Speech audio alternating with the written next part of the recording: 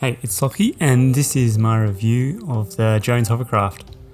I'll go through how it turns, its pop, speed, and mostly how well it floats in powder.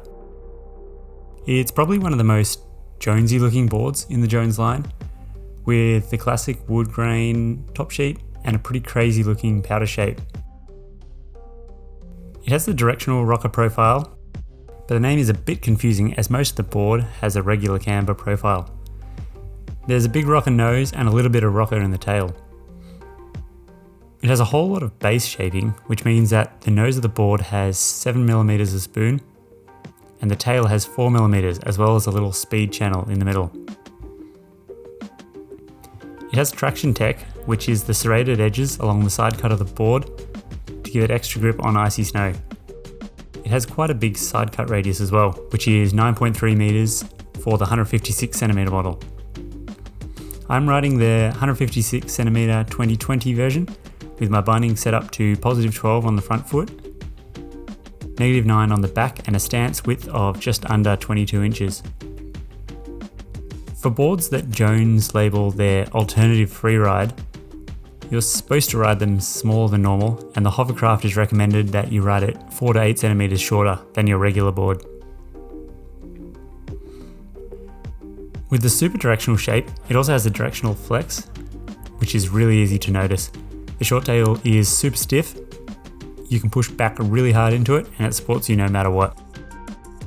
I was riding the Hovercraft in good conditions for a board like this, with lots of fresh and light snow that got fairly deep in the trees.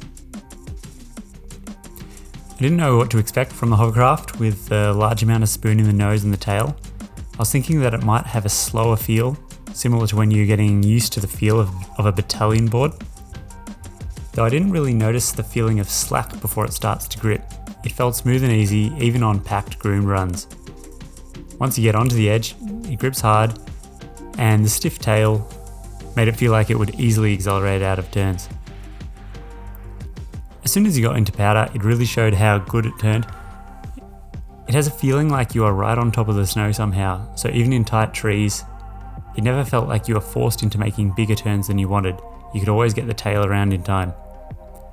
In wider, open powder, the surfy feel couldn't really be beaten. The tail sinks enough to let the nose cruise through everything, and it felt like it took the least effort out of any powder board that I've ridden, except for maybe the Mind Expander, which comes close. You can get plenty of pop out of the Hovercraft. The small tail is super stiff and pushes back very hard. If you want to get a super laid back turn, you can lean all the way back and it will still hold everything together. It's a very quick board, combined with a really good float, make it easy to get through deep snow and tight trees without feeling like you have to work for it at all. It was easy to ride fast through chopped up powder and has a very stable feel no matter what terrain I was riding on. For float, it really seemed to take no effort at all. After a full day of riding, my legs weren't tired like normal. I'd never felt like I was forced to lean back at all to keep the nose up, and I could ride it like it was a regular board. Although it has the shape of a crazy powder board, it would still be just as useful for normal riding on groomed and packed runs.